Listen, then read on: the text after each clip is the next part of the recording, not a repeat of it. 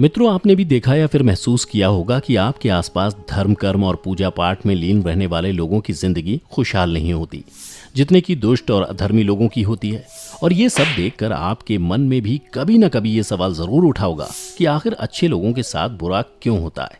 परंतु आज के अधिकतर जनमानस इस रहस्य के बारे में नहीं जानते, जिसका सबसे बड़ा कारण है कि वे धर्म ग्रंथों को सही से पढ़ते नहीं या फिर उसमें लिखी बातों पर विश्वास नहीं करते।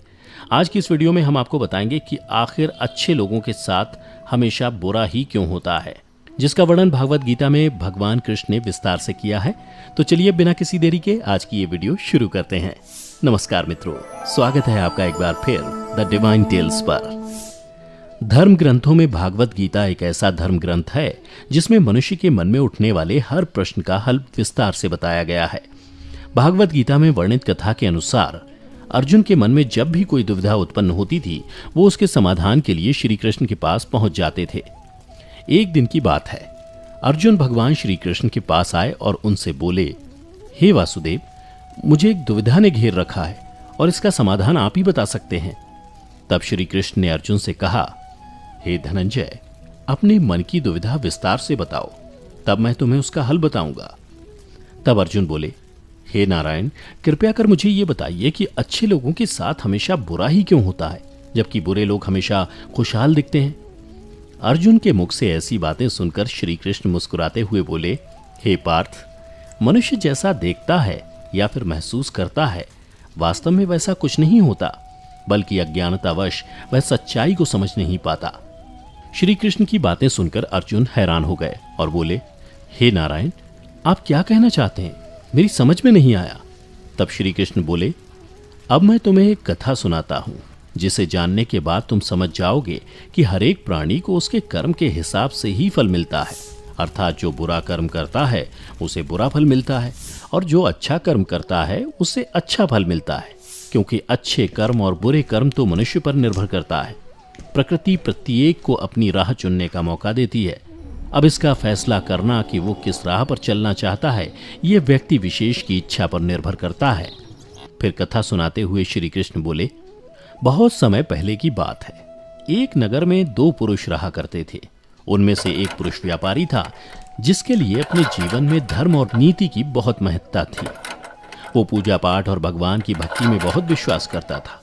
चाहे कुछ भी हो जाए, वो रोज मंदिर जाना नहीं भूलता, ना ही दान धर्म के कार्य में किसी प्रकार की कमी रखता था। कुछ भी हो जाए, वह नित्य भगवान की पूजा अर्चना किया करता था। वहीं दूसरी ओर उसी नगर का दूसरा पुरुष पहले से बिल्कुल ही विपरीत था। वो प्रतिदिन मंदिर तो जाया करता था, परंतु पूजा पाठ के उद्देश्य से नहीं, बल्कि मंदिर के बाहर से चप्पल और धन चुराने के लिए। उसे दान धर्म न्याय नीति किसी से कुछ लेना देना नहीं था। इतना ही कि वह मंदिर जाकर वहां चोरी किया करता था। इसी तरह समय बीतता गया और एक दिन उस नगर में जोर की बारिश हो रही थी, जिसकी वजह से उस दिन नगर के मंदिर में पंडित के अलावा कोई नहीं था। ये बात जब दूसरे पुरुष को पता चली तो उसके मन में ख्याल आया, अभी सही मौका है मंदिर के धन को चुराने का, और वो बारिश में ही मंदिर पहुंच गया। मंदिर पहुंचकर उस व्यक्ति ने पंडित से नजर बचाते हुए मंदिर में मौजूद सारे धन और जेवरात चुरा लिए और बड़ी प्रसन्नता से वहां से निकल गया। उसी समय धर्म कर्म में विश्वास करने वाला व्यापारी भी मंदिर पहुंचा और भगवान के दर्शन किए, परंतु दुर्भाग्य से मंदिर का पुजारी उस भले व्यापारी को ही चोर समझ बैठा और शोर मचाने लगा। शोर सुनकर मंदिर में लोगों की भीड़ जमा हो गई और सभी लोग उस भले व्यापारी को ही चोर समझ बैठे और उसे अपमानित करने लगे।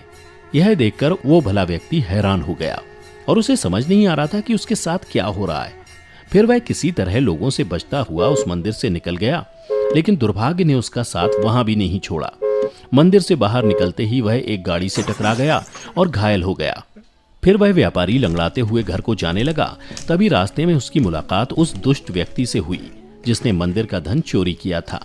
वह झूमता नाचता हुआ और जोर जोर से बोलते हुए जा रहा था कि आज तो मेरी किस्मत ही चमक गई, एक साथ वो भी इतना सारा धन मिल गया। जब व्यापारी ने उस दुष्ट आदमी की ये बातें सुनी तो उसे बहुत हैरानी हुई और क्रोधित हो उसने अपने घर जाते ही भगवान की सारी फोटो निकालकर फेंक दी और भगवान से नाराज होते हुए अपना जीवन व्यतीत करने लगा। कुछ समय पश्चात दोनों ही व्यक्तियों की मृत्यु हो गई और दोनों यमराज की सभा में पहुंचे।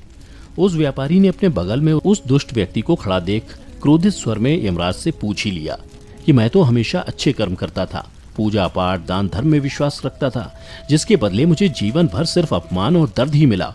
और इस अधर्म करने वाले पापी व्यक्ति को नोटों से भरी पोटली, आखिर क्यों? इस पर यमराज ने उस व्यापारी को बताया कि पुत्र, तुम गलत सोच रहे हो।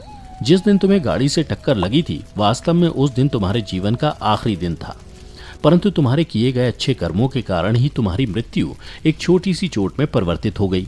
और इस दुष्ट व्यक्ति के बारे में जानना चाहते हो तो पुत्र, दरअसल इसके भाग्य में राजयोग था, जो कि इसके दुष्कर्म और अधर्म के कारण एक छोटे से धन की पोटली में परिवर्तित हो गया।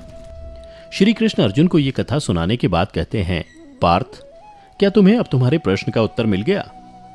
ऐसा सोचना कि भगवान लोगों के अच्छे कर्मों को नजरअंदाज कर रहे हैं, ये बिल्कुल भी सत्य नहीं है। भगवान हमें क्या किस रूप में दे रहा है, ये मनुष्य की समझ में नहीं आता। लेकिन अगर आप अच्छे कर्म करते हैं तो भगवान की कृपा सदैव आप पर बनी रहती है।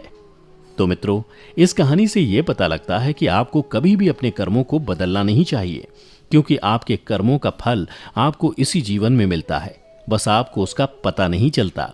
इसलिए मित्रों, मनुष्यों को चाहिए कि वह हमेशा अपने जीवन में अच्छे कर्म करते रहें, क्योंकि श्री कृष्ण ने गीता में भी बताया है कि किसी के द्वारा किया गया कर्म बेकार नहीं जाता, भले ही कर्म अच्छा हो या फिर बुरा।